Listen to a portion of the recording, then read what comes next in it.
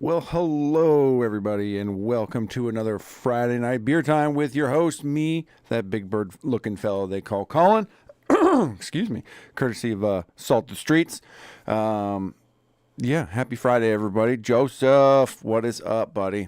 Beer 30. It is definitely beer 30, and I think I need to clear my throat with something tasty, so I'm going to crack into this bad boy right here.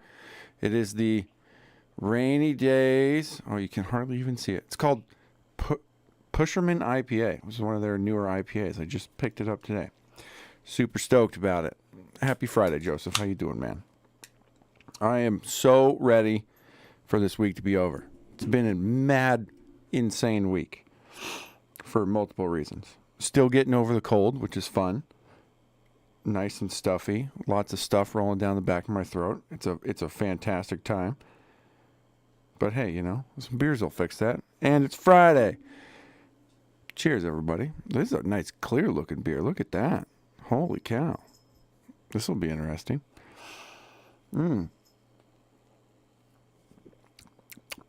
Okay. Yep. Now we're good. Now we can start the show. Oh, man. So we've got a TGIF for sure.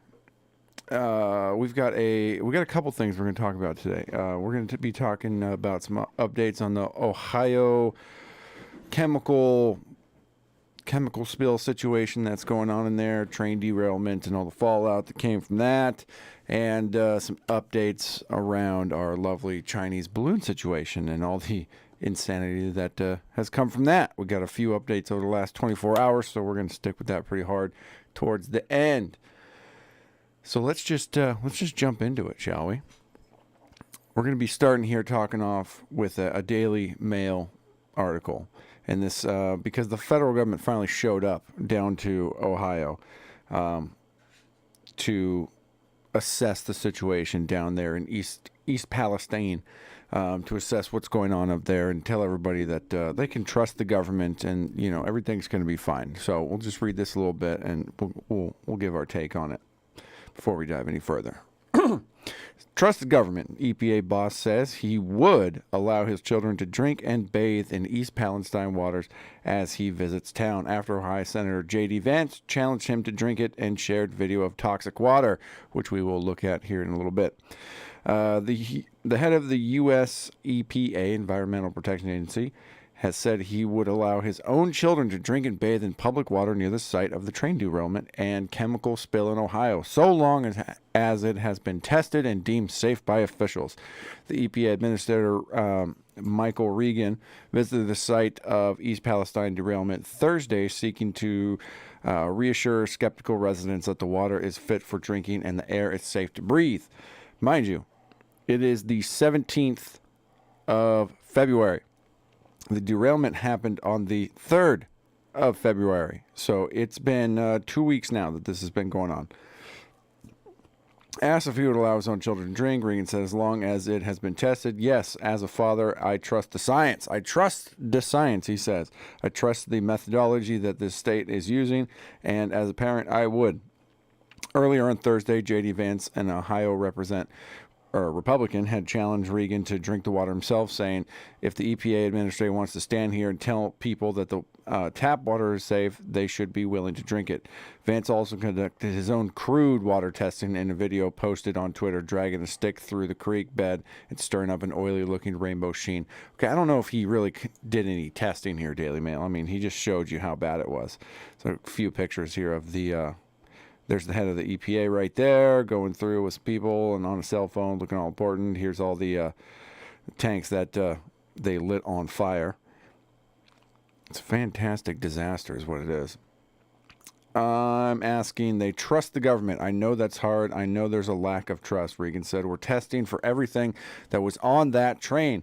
The Ohio EPA said Wednesday that its latest tests show 5 wells supplying the village's drinking water showed no detection of contaminants associated with the derailment. Now, this is an important fact here that they're talking about. They tested the 5 wells where they're tapping for the city's public drinking water. So this is only going to apply to people that are on like the East Palestine, whatever you want to call it, actual water supply. So if you're paying the city for your water, that's how you do that. It doesn't actually have to deal necessarily with the overall water table because we don't exactly know where they're getting their water from. However, at least the wells used in the town's drinking water are about a mile from the derailment site and are at least 56 feet below the surface, covered by a solid steel casing that protects the water from contaminations, officials say. However, at least 3,500 fish, mostly small ones, such as minnows and darters, have been found dead along more than 7 miles of streams, according to the estimates from the Ohio Department of Natural Resources. Vance said he did not trust the town's drinking water supply and invited residents to drink bottled water, which is being supplied by the government at no cost. Vance, who has repeatedly lashed out the Biden administration in recent days over the derailment, which occurred on February 3rd. Again, the 3rd of February. So we're 2 weeks out from the actual spill and subsequent, controlled burn, if you will. Also claimed Wednesday that the EPA was not publicly disclosing the safety thresholds used to determine water safety. If you talk to the EPA, if you talk to the CDC, they can't tell you what a clean threshold is for water, he said to Fox News. However, the EPA publicly discloses that the enforceable maximum contaminant level of vinyl chloride, one of the main chemicals involved in this spill, the main hazardous chemical involved in the spill, hey, look at that, is 2 parts per billion in drinking water. 2 parts per billion. That is interesting. That is so tiny. I think last week on the show we were talking about the 1 part per million for what was the radioactive chemical that was, we were talking about the water being released back into the ocean, and it was like you were allowed up to like 1 part per million. There's 2 parts per billion, which is exponentially smaller. Spokesperson for the EPA and the Ohio EPA, which conducted the water testing in East Palestine, did not immediately respond for 2 requests for comment from dailymail.com on Friday morning. So yeah, it's a pretty bad situation. Obviously, people are reporting sick pets, dead livestock, sick livestock, and the fallout just, it adds up. I mean, it's been 2 weeks. All these chemicals that were burned off have had a chance to fall back to the ground and get sewn into the ground, and they're just down there now. And when the water comes down, they're going to soak down in the water table, and hopefully some portion of them will get filtered out by the soil as it drains further. But let's go ahead and watch this JD Vance video. See what kind of quote-unquote test, according to the Daily Mail, he was doing. Hey guys, so I'm here at Leslie Run, and there's dead worms and dead fish all throughout this water. So, something I just discovered is that if you scrape the creek bed, it's like chemical is coming out of the ground. Can you come here? And let me just show this to people. I don't know if you're going to see this on camera, but watch this. It just scrapes along the bottom. See that chemical pop out of the creek. This is disgusting. And the fact that we have not cleaned up the train crash, the fact that these chemicals are still seeping in the ground is an insult to the people who live in East Palestine. Do not forget these people. We've got to keep applying pressure. That's how we're going to fix this problem. Thank you. Thank you, JD Vance. Now, I just wanted to note here, I got to look at this video a little deeper. Right in the beginning. So, what is going on here? I'm seeing the bunch of these white burrito-looking things that go across here. Those things are for like soaking up oil and various chemicals like that, and letting the water pass through. But there's a series of pumps up here that are just spraying water, and you can kind of, it looks like there's something going on through those trees there, like that might be the pump there. I'm just going, what's going on with this? I don't like what's happening in this video all of a sudden. And this is the first time I've noticed it. I'm very, very suspect now, Mr. JD Vance. Where are you at? What are you doing? This video, on the other hand, seems pretty legit. Just somebody dropping in a rock, and then you start to see again the massive amount of chemical sheen that just bubbles up. Look at it. It's all in the bottom of the creek bed. Because all these chemicals are heavier than water, so they just hang out down in the muck. And then as soon as they're disturbed, they kind of get tossed around and float up to the top, and then they'll slowly settle back down. Pretty nasty. I mean, that is some seriously contaminated water.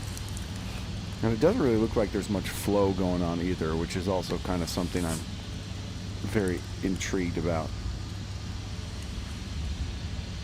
I would imagine it's something that gets rolling once the rain starts coming in or something like that.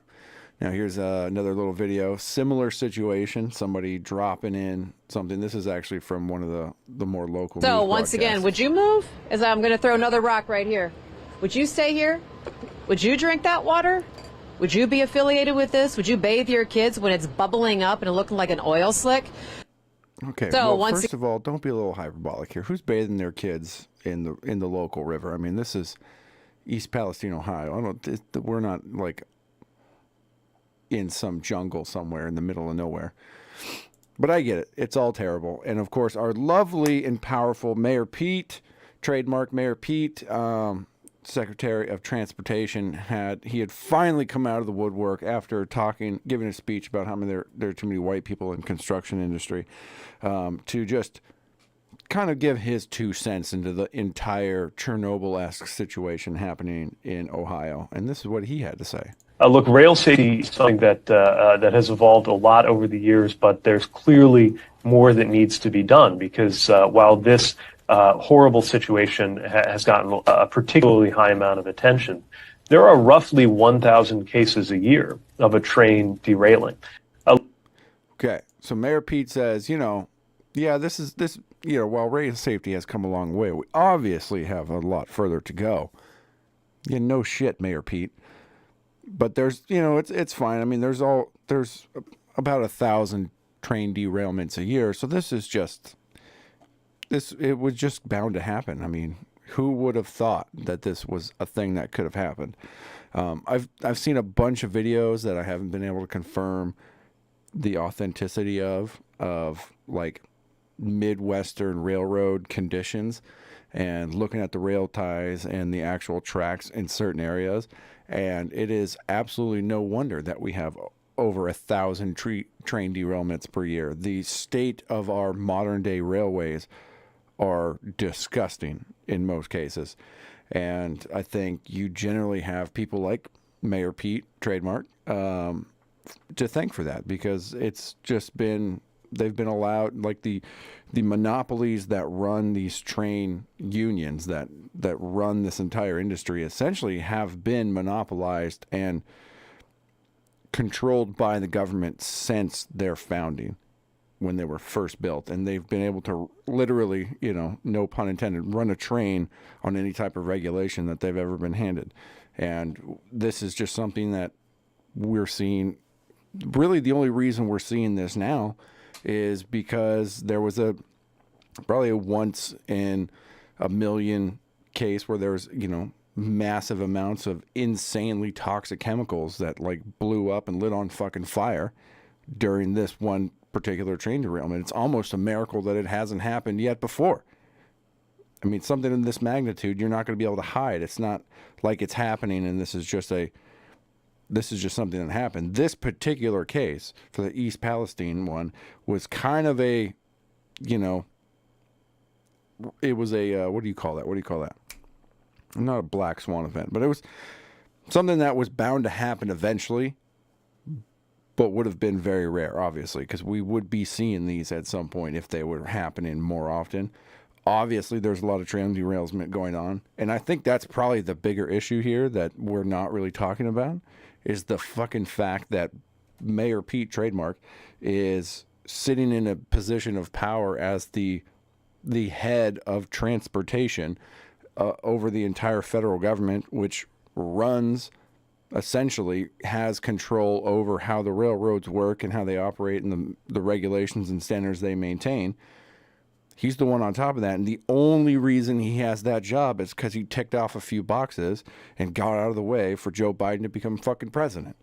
This is why our infrastructure is in such a state of fucking disarray. It's because of pieces of shit like Mayor Pete, trademark.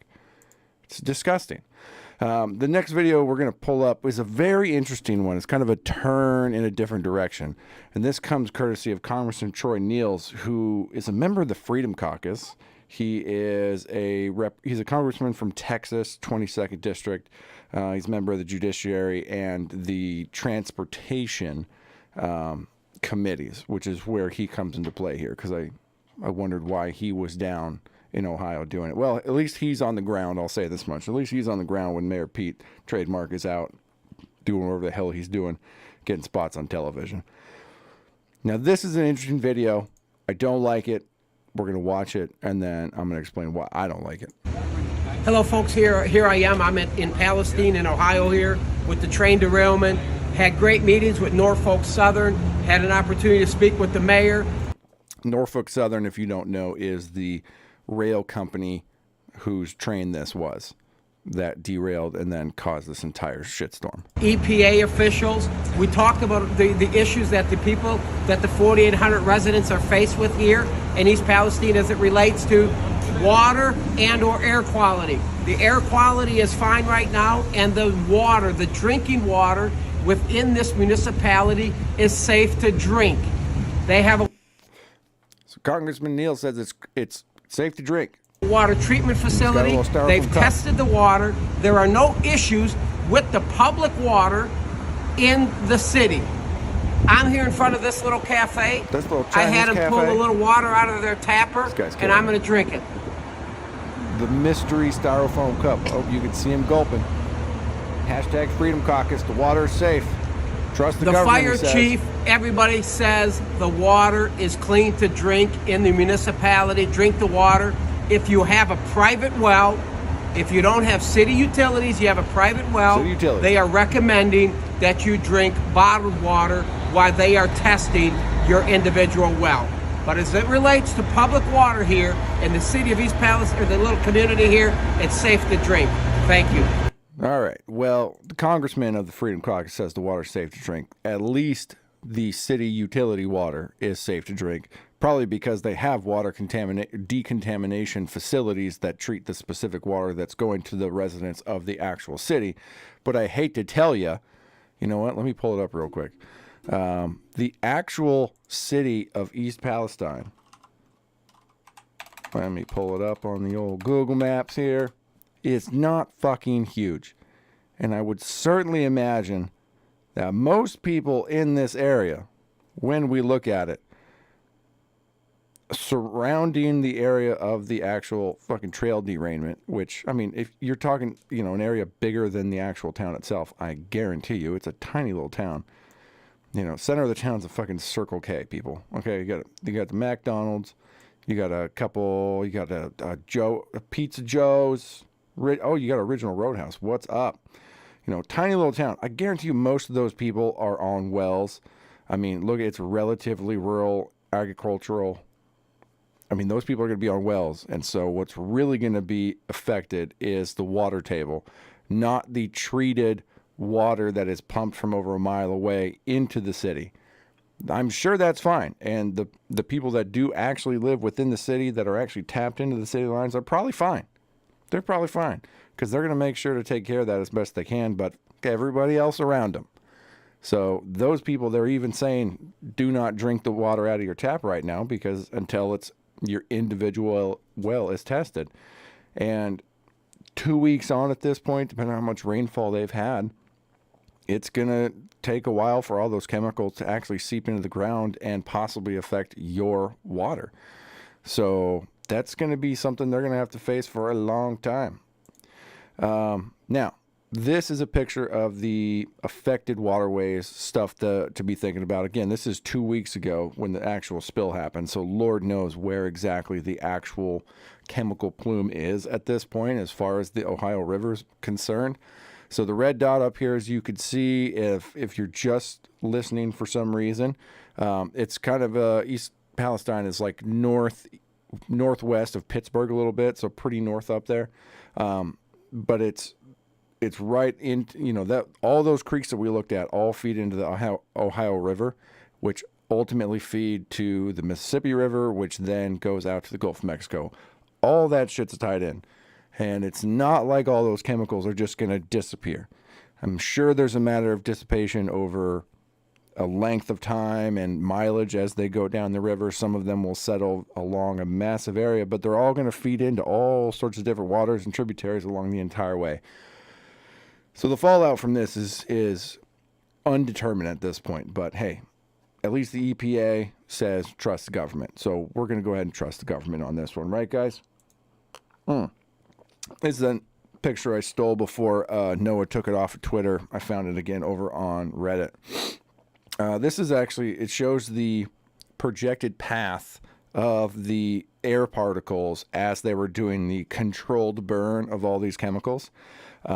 And if you're watching, you could see they show like a little bit of an elevation, how high these things are, where they're projected to be at. But again, this was projected for the 8th of February. So this is, almost 10 days ago now.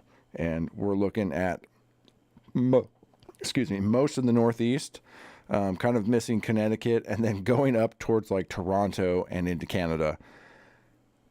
And, that's going to suck for a lot of people, I think, depending on what happens and how dispersed they get and how much of that stuff actually makes its way back to the ground. That's going to be some interesting stuff.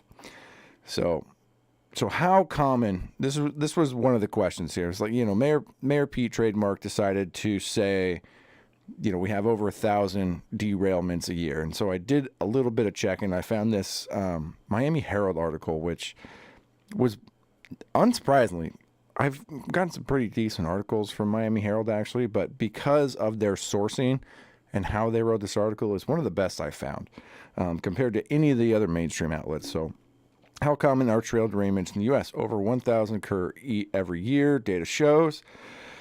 Freight train derailed in East Palestine, Ohio, causing an explosion that released toxic gas into the environment February 3rd. Since then, derailments have been reported in Texas, South Carolina, and Connecticut.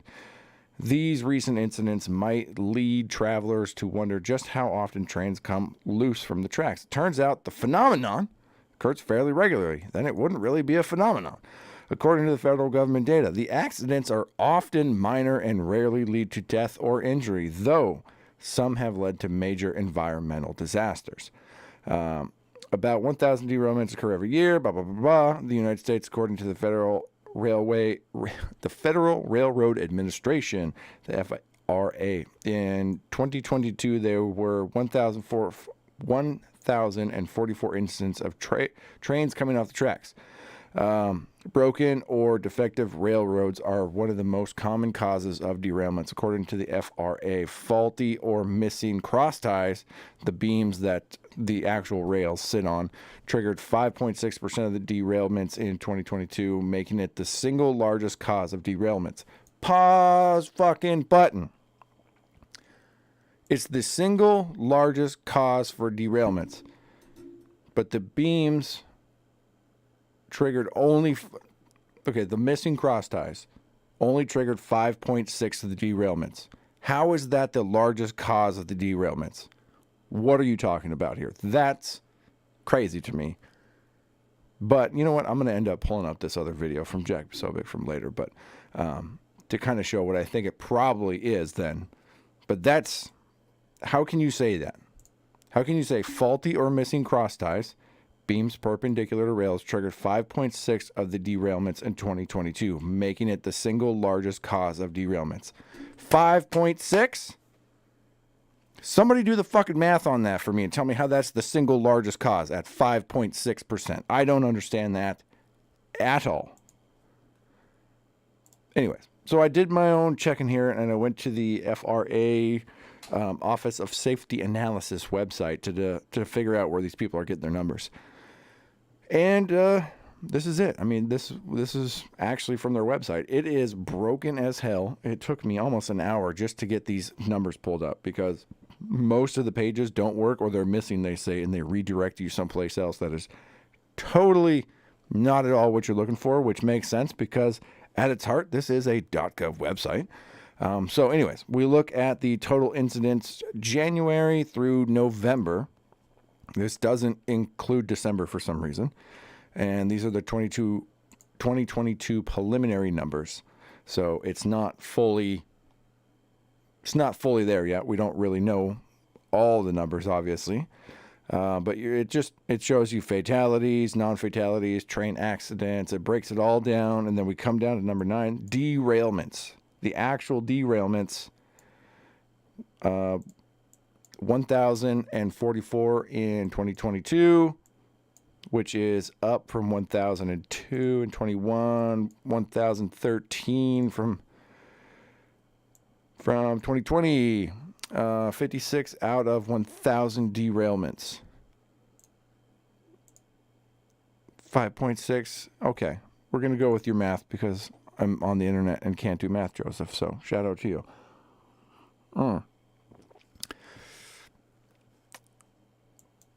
Still, why is that? Okay, so if it's 56 out of the 1,000 derailments, they're still saying it's the single derailments, making it the single largest cause of derailments. But okay, anyways, we're gonna move on because that's insane. So, anyways, this happens over 1,000 times a year. That seems relatively problematic, does it not? Perhaps it comes from some of the stuff we heard when we talked about the train unions and their issues with the train bosses. How they were having to, link together more and more different cars and put more and more weight on the tracks. Maybe it's something like that, and we just haven't upgraded the infrastructure over time. It's not rated to do that stuff. Who knows? Maybe it's just a total lack of maintenance. You're running billions of tons of freight across all of the tracks nationwide, constantly, year-round, and I guarantee you they're not all getting replaced constantly. I mean, I don't know. Most train tracks on purpose aren't near that many residential areas, and so maybe we just don't see it all happening. But obviously, I think the numbers kind of side with the lack of maintenance. So that's kind of the latest and greatest on what's going on with the Ohio thing. The government is barely involved. I think FEMA just denied any assistance to the governor of Ohio for this, just because FEMA only really deals with natural disasters, not man-made disasters. And realistically, we're looking at a massive man-made environmental disaster because reasons at this point. Because Mayor Pete Trademark it's because people like him are in charge of this shit, and they have been for decades. Nobody with any real stake in the fucking game and making sure these the trains run on time, if you will. I mean, they don't really care. As long as goods get from point A to point B and there's a small enough amount of derailments that it doesn't trigger a fucking giant explosion that has to be burnt off for a number of days that gets all the public attention, who really cares? That's fine. It's all numbers that you can just work into the wash. So we're just going to play the game. And obviously we haven't heard any of the actual, the green cultists come out. All the environmental cultists haven't said a damn thing about this for some reason, even though this was about as disastrous to the environment, I think, as you could possibly get. And it's 100% man-made, so I'm sure it would.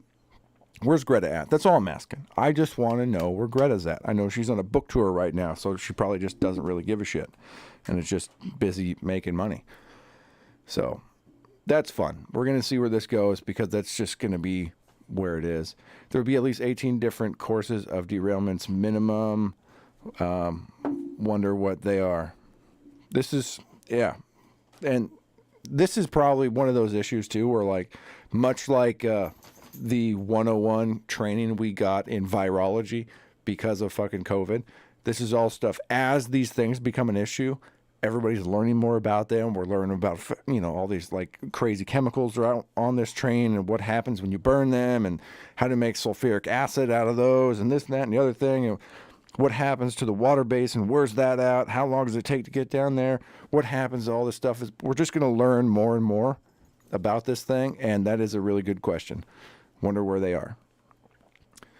Joseph, you're always there with some good questions. So, moving on to the fun stuff. The balloon has been recovered. Ladies and gentlemen, We did it. Joe Biden has recovered the Chinese spy balloon, or what's left of it. The one that we shot down off the coast of South Carolina? South Carolina. Yep, I think I said North Carolina the other day, but it was South Carolina. So the U.S. Navy has recovered it, and the FBI has got it in evidence lockup, and they're going to be going through it, and I'm sure we're going to have all the information that there is to learn from this thing.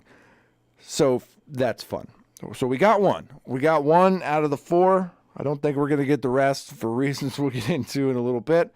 Donovan and I were talking about this earlier today because there was a new press conference and some info was put out there. Joe Biden talked about it the other day, really didn't say anything, just kind of, yeah, we did this, and I'm proud that I shot down these balloons. I stand by my decision to do this. It was a good idea. You know, the other ones may not have been Chinese balloons, but they could have been civilian or research balloons. But I don't have any regrets. No regrets. But anyways, we got the one. We got the big one they shot down off the coast after it already did all the spying it wanted to do. And apparently they've recovered it. So good for them. But in a press conference today, our lovely White House, oh my God, what is John Kirby? What is John Kirby? I gotta look him up again. I always forget his title. He's just kind of always out there. Let's put you in the Google machine, John Kirby. You are the, Admiral John Kirby. Oh, my bad. He is the Secretary of Defense. Boom. Or for Public Affairs. That's his previous office. What are you now? Office. Security Council Coordinator and Strategic Communications. So he's National Security Council. Got it. Moving back to John Kirby. So he was asked a question. This guy took forever to ask his question. White House spokesperson. Thank you, Donovan. He took a while to ask his question, and he kind of gave him some shit for not calling on him beforehand. So just kind of pushed it forward a little bit and actually got down to the meat and potatoes of his actual answer. After coming into office, he's asking about where's the evidence that there were multiple occasions of the spy balloons happening in the Trump administration. And beginning to study and learn more about the Chinese spy program. Can confirm. Balloon program. We did the responsible thing in trying to learn more about it, and that's to do some forensics. And looking retroactively about how they operated these balloons. And in doing that work, we discovered that on at least 3 occasions that we know of, there were brief incursions into U.S. airspace in previous years before we took office. What I can tell you is we have offered briefings to some key officials from the Trump administration so that they can come in and see the forensic work that we did, the evaluation and the analysis that we did, and they can see it for themselves. I'm not going to get ahead of those briefings. So in other words, they offered to have multiple people from the actual Trump administration to come in and receive briefings on what it was that they missed, supposedly. And he's not going to get any info on that because obviously the briefing hasn't been done yet, so on and so forth. You're a terrible lying piece of shit, Mr. John Kirby. But please do go on. This is National Security Spokes. Don't do that to your headlines, people. You are just terrible Mediaite. Can't say if public will ever find out the purpose or origin of the 3 unidentified flying objects shot down. Also from, I believe, that same exact press conference. Will the American public eventually find out what these 3 unidentified objects are, including which companies they belong to or which specific benign purposes they had? We would like nothing better. But I can't sit here and promise you that we'll get to that level of fidelity of detail.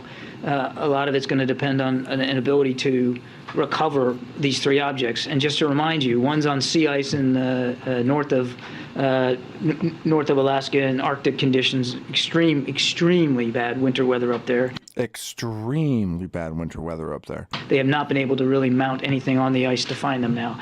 The others in the Yukon Territory, thick wilderness, and as of today, I don't believe the Royal Canadian Mounted Police or their investigative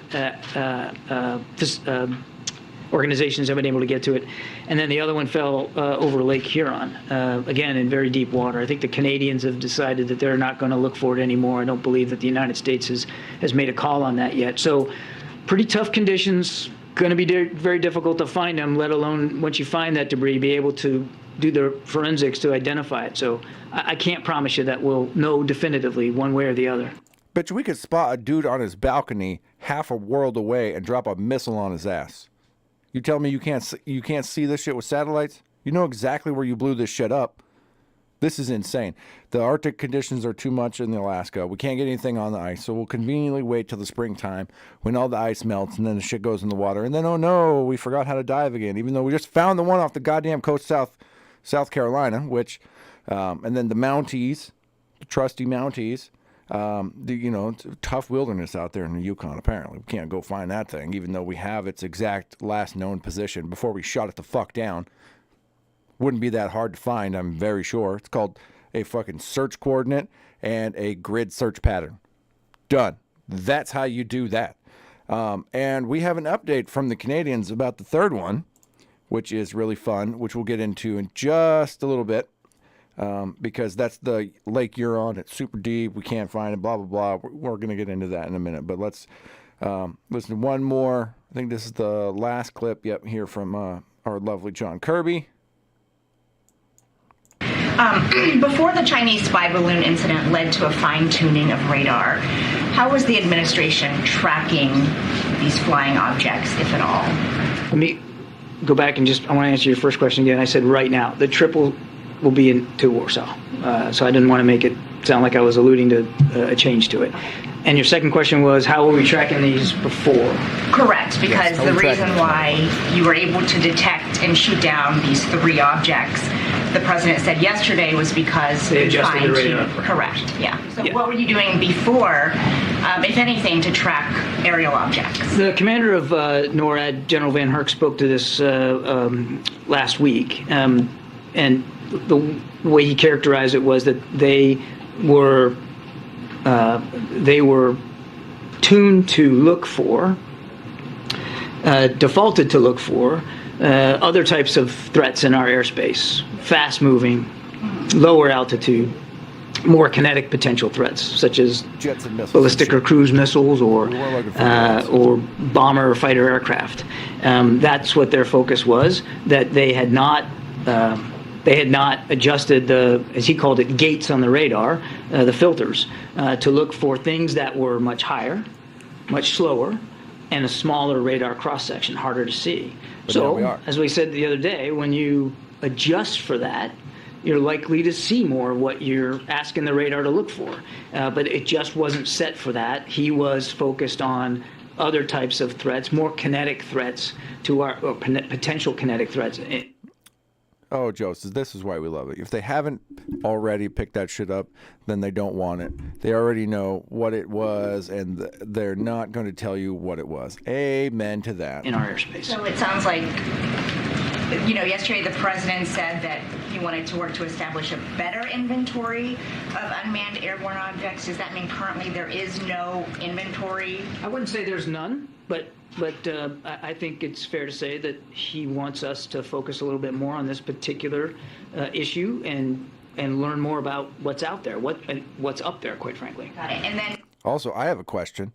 If we weren't looking for these things and we adjusted our radars to find them, how is it exactly that we were able to find them during the Trump administration? I'm just curious. I just want to ask. But maybe that's going to be handled in those briefings, those super secret classified briefings that we won't know about. And it'll just, make them look more competent and, of course, make the Trump administration look totally incompetent, right? Yeah, definitely. That totally makes sense. And how long do you think it will take to implement this 4-step plan? And what will you do in the meantime? Is the policy to shoot them down before you implement these 4 things the president wants? No, I think you can imagine that even though we're still working on the policy parameters, that we're going to continue to follow a very deliberate, thoughtful decision-making process here. Should there be another track, there aren't any right now. I can't give you a timeline specific to the calendar about when. All right, that's enough of you there, John Kirby. Yeah, just there's no more that we're tracking, of course. Just don't look up. Just don't look up, guys. So, update on the Lake Huron Canadian situation. This comes from CTV. The search for debris from the object shot down over Lake Huron has been suspended after several days due to several factors, including low probability of recording, according to the Royal Canadian Mounted Police. Yes, Dudley Do-Right can't do it, he says.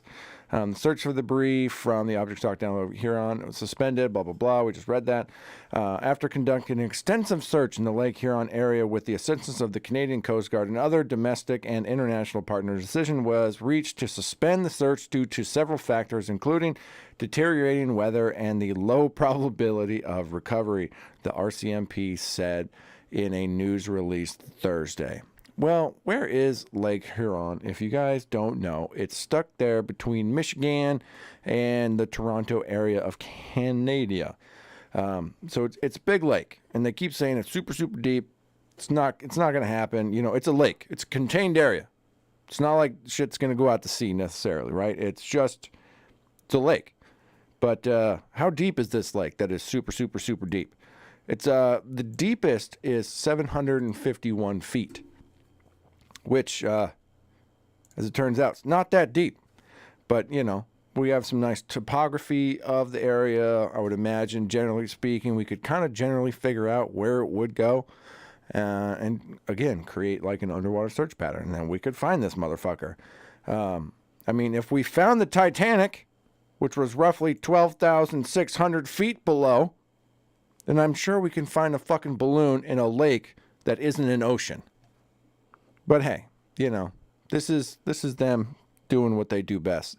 Lying to our faces because they don't want to actually figure out that either they fucked up or they just don't want to tell us what actually happened. So there is that. And that, ladies and gentlemen, is our show for the day because I'm tired and my head is starting to get some serious sinus pressure pumping in here today. Today they got new footage of the Titanic at 1,200 feet. You forgot dumbasses are in charge. I didn't forget that.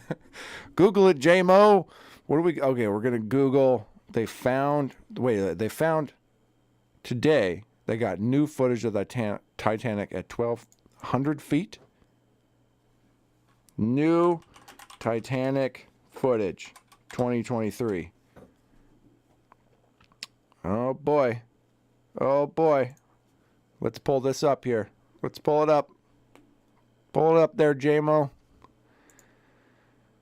We're probably going to have to endure an ad. No free ads. No free ads, bitch. My small chest. You're not doing it to me. Oh, it's a small chest ad. Aren't you guys just lucky you don't get to see this? Oh, come on, CNN. Just got to make your money somehow because you're not going to make it by doing anything else that you do. Oh my gosh, there's an armpit hair. Oh boy, that's a whole thing. That's a whole thing. All right, let's take a look here. Boom. All right, we're back in.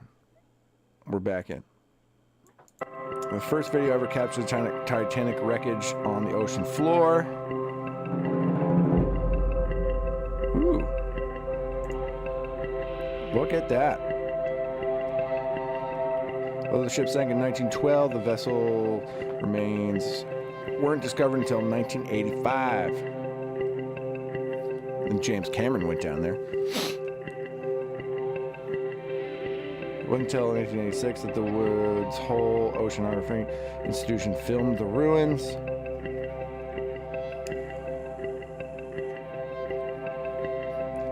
Cameras on a human-occupied submersible and on a remote-controlled vessel captured the footage over 11 dives.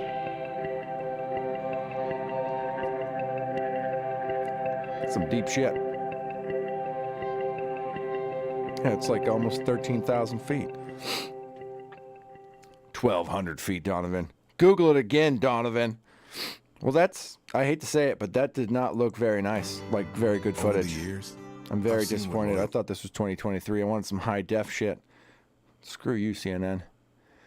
Well, there you go. If we can find the Titanic, we can find the Lake Huron balloon, and then I think all we need to do is just get James Cameron involved.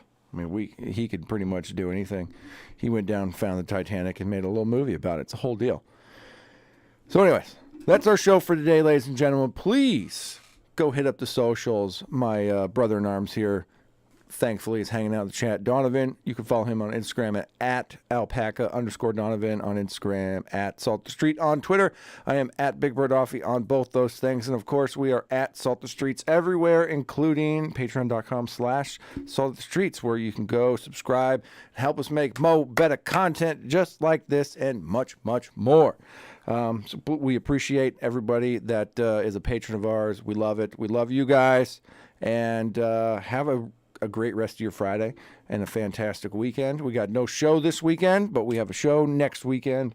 I'll be right here to remind you of that next Friday for our next Friday night beer show.